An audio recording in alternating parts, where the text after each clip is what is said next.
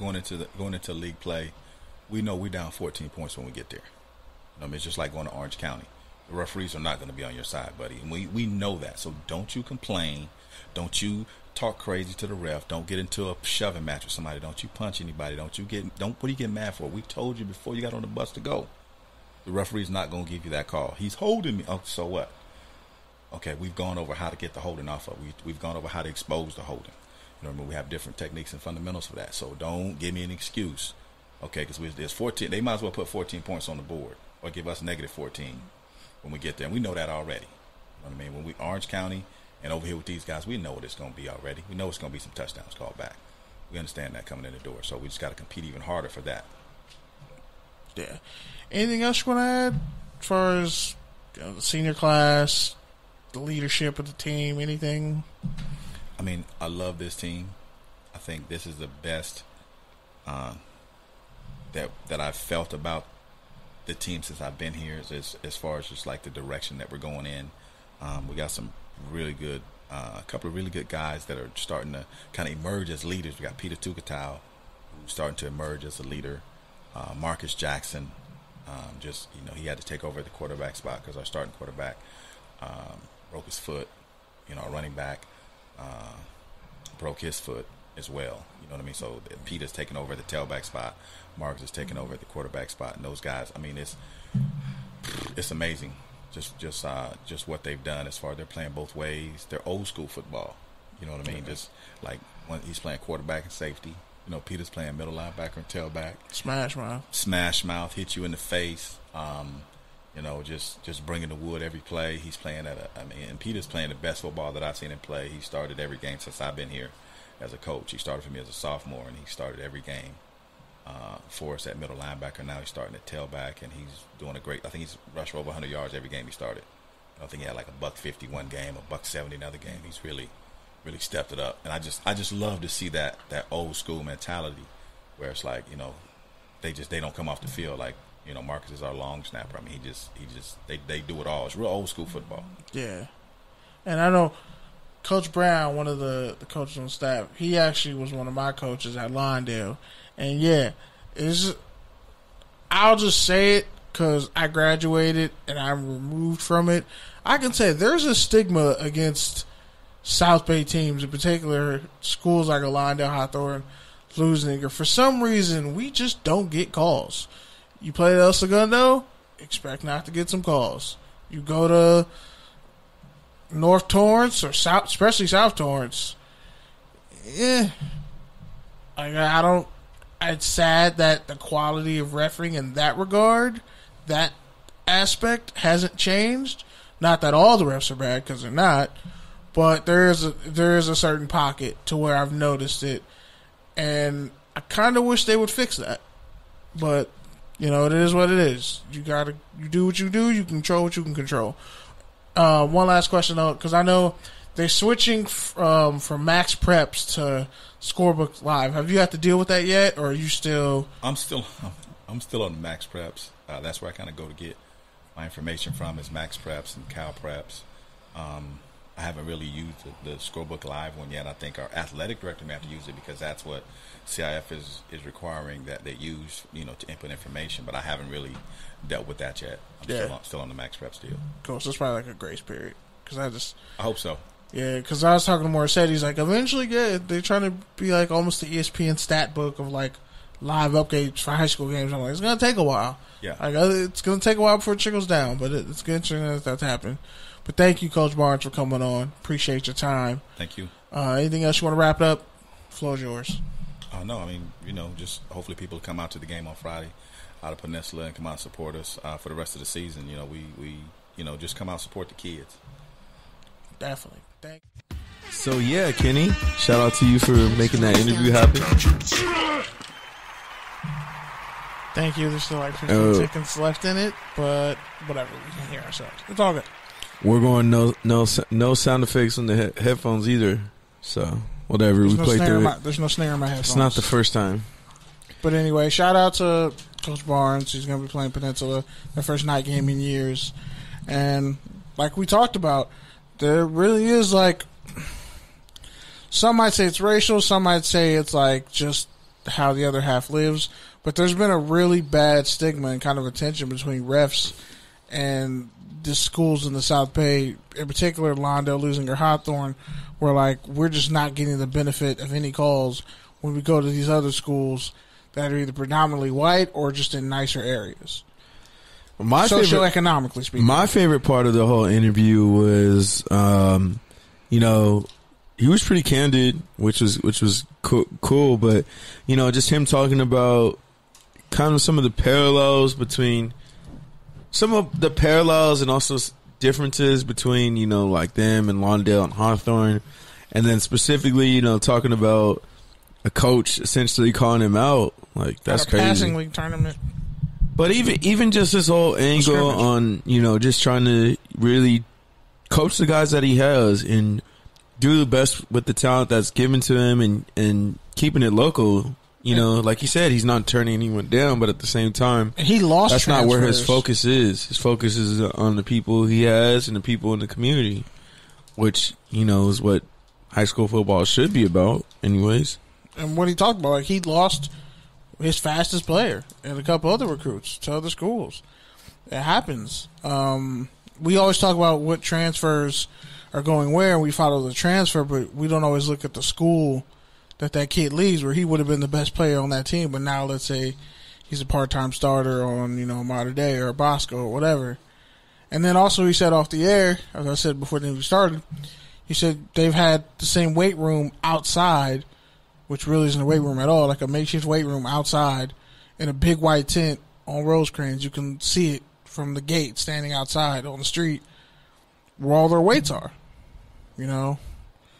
So with all the construction going on, with all the all the money being pumped in academics, and most of these kids being football players and scholar athletes at the same time, it's just been kind of a historical thing in the Centennial Valley School District to where athletes just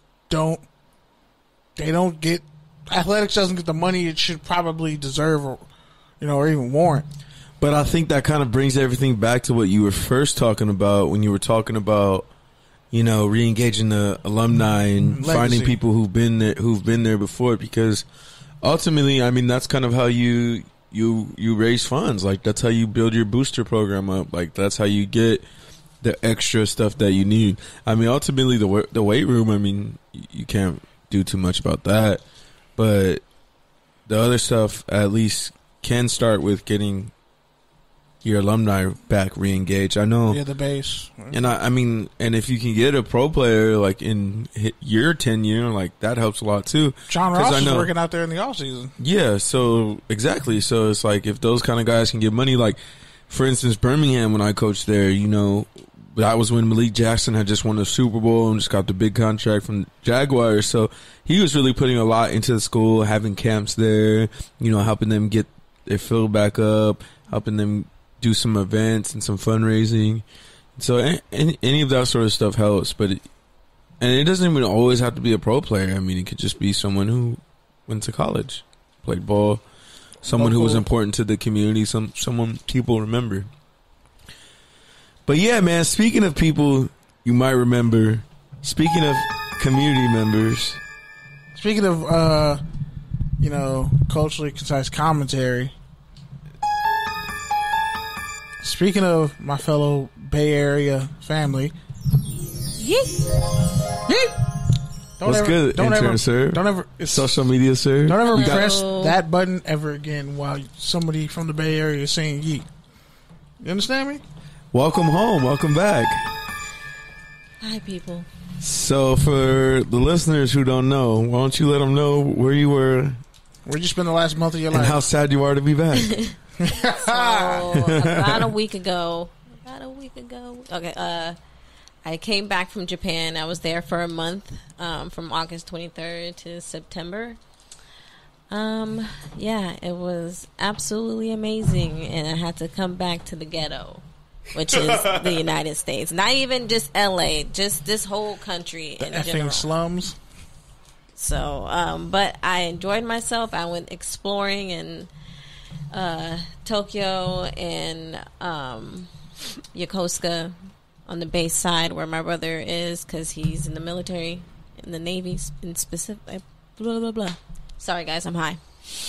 I don't even think you're high. I think you're nervous. No, I just been so high and jet lagged that I haven't been here. I'm still in transit because I don't want to believe that you had to make up for that month. Yeah, that month THC. And the fucked up thing was that week, that same week, I got strep throat because they had a family day at the base on the boat on the Reagan, and they had everybody's families come in and they did a fleet show, which was pretty cool. But I guess somebody's nasty ass kid or somebody has strep throat, and I partied that night. I got fucked up that night with those people, with the Navy people. They drink, sailors drink, of course. And I thought I could keep up, so I was hungover and it just kept going the next few days, and then I found out that there was a case of strep throat going around, so I had to deal with that the first week I got there. But then I was able to bounce back, eat and explore and do a lot of things, and then after I lost my wallet for a periodic time, but damn, Japan is dope as fuck. They returned my wallet to the police station. Damn, so, that never happened. Exactly. That's that why I said. Never happened. That's here. why I said I was so sad that I had to come back to the ghetto, because I would have never thought that if I dropped it here in LA, any other state, New York or wherever, I would not find my wallet again. And your credit score would take like a 500-point hit. Maybe your phone, but for sure not your wallet. They returned everything, even with my money, everything. So this is my second time being there, so it was a lot more chill for me to go there because I wasn't as overwhelmed.